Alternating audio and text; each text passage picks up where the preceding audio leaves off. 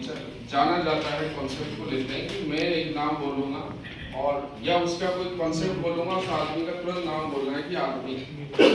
ठीक है, स्टार्ट। तो विश्व का प्रथम मानचित्रकार एनेक्सिमेंडर, ठीक है ना, ऐसे नाम बोलना है। विश्व का जो है पहला अक्षांश और देशांतर के आधार पर मानचित्र निर्माता विश्व प्रादेशिक भूगोल का पिता, भौतिक भूगोल का पिता, टेलियोलॉजिस्ट का पिता, या प्रथम टेलियोलॉजिस्ट, नियतिवाद का जनक,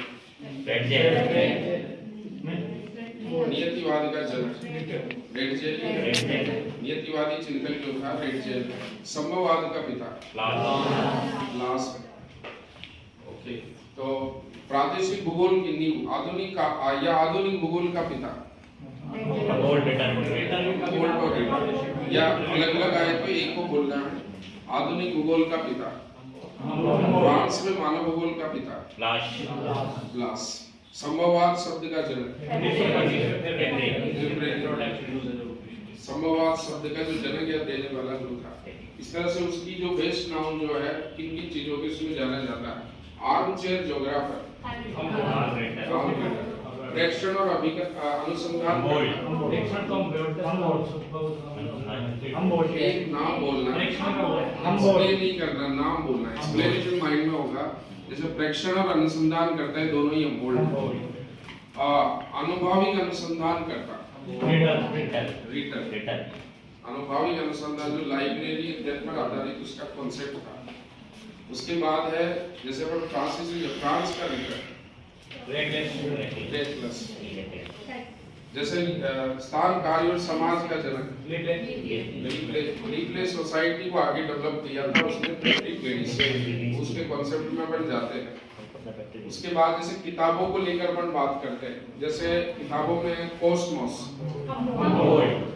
अर्धकुंडे, वोल्कर कुंडे,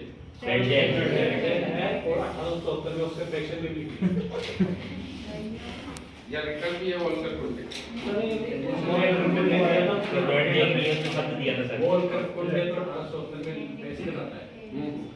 ठीक है, उसके बाद है जैसे बुक्स पे ही चलते हैं, जैसे इलियड और ओडेसी, अमूल ज्योग्राफी का,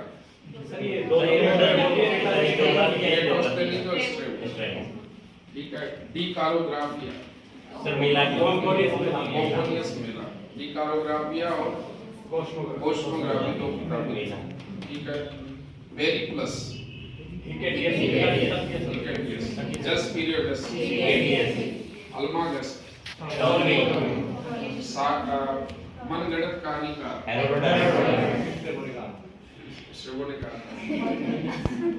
और उसके बाद है जैसे शब्दों, अब जैसे ये पॉइंट है, इनके आधार पर शब्दावली होगी, सिद्धांत हो गया, जैसे कृषि अवस्थिति सिद्धांत, एकाकी राज्य विचार का जनक, आइसोलेटेड स्टेट विचार उसका ना। बाकी लोगों ने तो यूज किया, क्रिस्टोलर ने, वेबर ने, सब। औद्योगिक अवस्थिति सिद्धांत वेबर। अब ईआरपी जैसे साथ चलते हैं तो ईआरपी मेंशन में रख सकते हैं। फिर है जैसे कृषि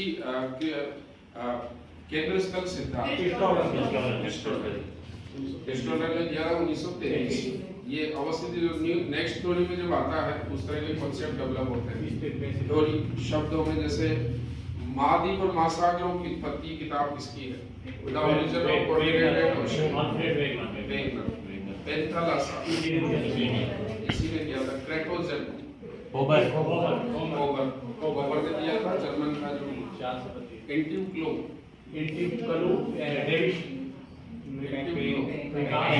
डेविस अभी पढ़ाई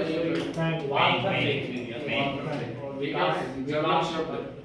तो आपको शब्दावली पे ध्यान देना है, काम तो आपको करना पड़ेगा जब उस चीज को। तो इसको ग्रुपिंग लेकर, जैसे अपन दो ग्रुप में बांट कर भी अपन एक ग्रुप के जैसे 10 पॉइंट बोलेंगे, दूसरा ग्रुप वाला कितना उसके बारे में बोलता है, फिर दूसरा वाली 10 बोलेगा, दूसरा ग्रुप कितना बोलता है। ये कंपटीशन प्रोसेस भी होता है। अपने हिसाब से भी आप चिंतन कर सकते हो। उस पॉइंटों को लिस्ट को पहले लिख लो, और एक आदमी को जैसे कोई भी साथ में है जो आपकी ज्योग्राफी का है या नहीं, उसको कहो एक एक बात क्या करते जाओ, बोलते जाओ, उसके बारे में आपको क्या करना है, सोचते रहना।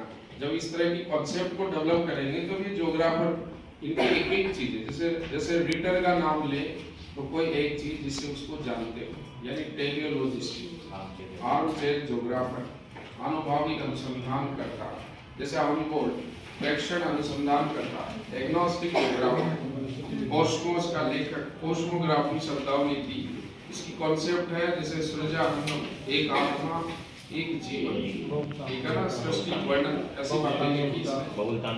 बहुलता में एकता, जैसे विविधता में एकता है तो रीडर। अब जैसे रेड जेल के बारे में बात करें तो रेड जेल मानव भूगोल का जन्मदाता, राजनीतिक भूगोल का जन्मदाता, एंथ्रोपोज्योग्राफी का जो लेखक, फिर है जैसे पॉलिटिशियन ज्योग्राफी किताब का लेखक। जैसे जीन ब्रून्स की बात करें तो जीन ब्रून्स जो है फ्रांसीसी भूगोलवेत्ता, संभववाद विचार का समर्थक, फिर उसने मानव भूगोल लिखी ज्योग्राफी ह्यूम। उस किताब में 2 सिद्धांत का जिक्र किया, क्रियाशीलता का सिद्धांत और क्रिया का सिद्धांत, ऐसे उसके बारे में जानना। यूं जानना जैसे कि अगर मान लो यूं ही आ जाए कि जैसे पॉसिडोनियस फिजिकल ज्योग्राफर, जैसे जीन ब्रून्स ह्यूमन ज्योग्राफर, जैसे जीन गोटमैन ह्यूमन ज्योग्राफर, लेकिन नगरीय भूगोल में इसका काम, तो उसको ऐसे भी बांटो। जैसे Andre Siegfried political geographer, election geography में काम किया, ऐसे उसका ब्रांच जाना चाहिए। ह्यूमन में भी अलग अलग ब्रांच है, फिजिकल में भी जैसे ओशनोग्राफर था, जलवायु विज्ञानी था, जियोमॉर्फोलॉजिस्ट था, जैसे रीस्टोफे तो फिजिकल ज्योग्राफी में रीस्टोफे, लेकिन जियोमॉर्फोलॉजी में ज्यादा काम था, चट्टान पर स्टडी किया था, भूगर्भ विज्ञान पर काम किया था। तो ऐसे उसके बारे में, उसके लेखकों के बारे में, उनकी कॉन्सेप्ट के बारे में धीरे धीरे उसके बारे में जानो। जितना बार बार हम जिक्र करेंगे उसके बारे में, अब यही प्रैक्टिस क्वेश्चन के थ्रू होती है। जैसे क्वेश्चन आया तो क्वेश्चन में जो आदमी का नाम आया उसके बारे में 2-4 बातें पहले समझाओ, फिर जो ऑप्शन आया उन ऑप्शन में के अकॉर्डिंग वो शब्द किसने दिया, वो कॉन्सेप्ट किसने दिया उस आदमी के आगे, उसकी विशेषताओं के संदर्भ में उसके बारे में लिखते जाओ। अगर मान लो आपसे पूछा किताब, तो नीचे 4 राइटर होंगे, उनकी जो किताब है वो उनके सामने लिख दो। अब कई बार क्या होता है कि क्वेश्चन में किताब का नाम आ गया तो नीचे क्यों लिखे अपन, ऐसा भी है भाई, ऊपर आ गया कॉस्मोस, नीचे क्यों लिखना, तो आप नीचे रिपीटेशन के लिए लिख लो। और हो सकता है वहाँ एक किताब आई हो, अगर उसकी 3 किताबें तो बाकी किताबों का जिक्र वहाँ कर लो। अगर नहीं याद आया तो उसको फिर देख कर करो। तो ऐसे धीरे धीरे काल क्रम में बांटना।